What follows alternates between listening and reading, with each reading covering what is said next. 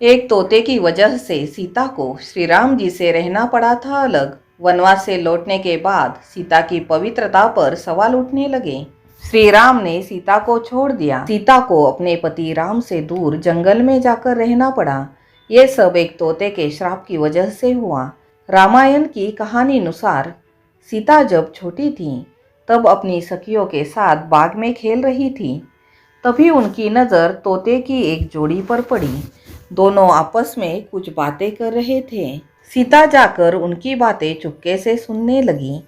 तोते की जोड़ी कह रही थी कि भविष्य में राम नाम का एक प्रतापी राजा होगा जिसका विवाह सुंदर राजकुमारी सीता से होगा। जब सीता ने उनसे पूछा कि ये सब उन्हें किसने बताया, तोते ने कहा कि उन्होंने महर्षि वाल्मीकि के मुंह से ये बातें सुनी। वे अपने आश्रम में शिष्यों को ये बात बता रहे थे। तब सीता ने कहा कि जिस राजकुमारी की वह बात कर रहे हैं वो मैं हूँ। ये सुनकर तोते घबरा गए। उन्होंने कहा कि हम उड़कर कहीं दूर जा रहे हैं और कभी यहाँ नहीं आएंगे।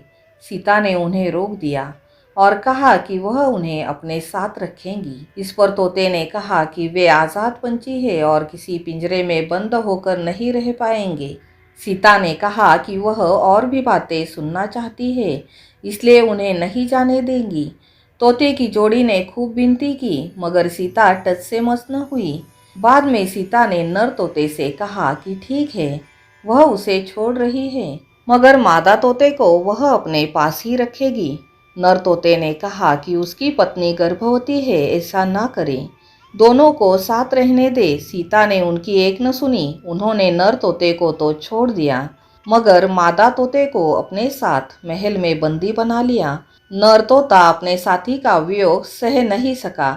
उसने सीता को श्राप दिया, जैसे आज वह अपने जीवन साथी का वियोग सह रहा है, उसी प्रकार सीता भी एक दिन अपने पति का वियोग सहेगी।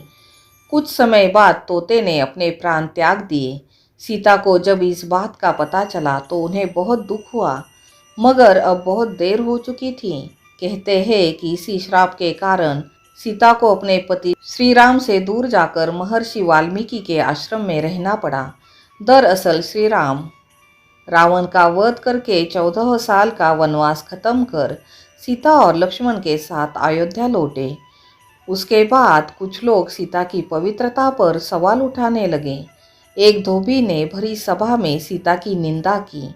इसके बाद श्री राम ने प्रजा को ध्यान में रखते हुए अपनी पत्नी सीता को महल से बाहर निकालकर जंगल में रहने का आदेश दे दिया।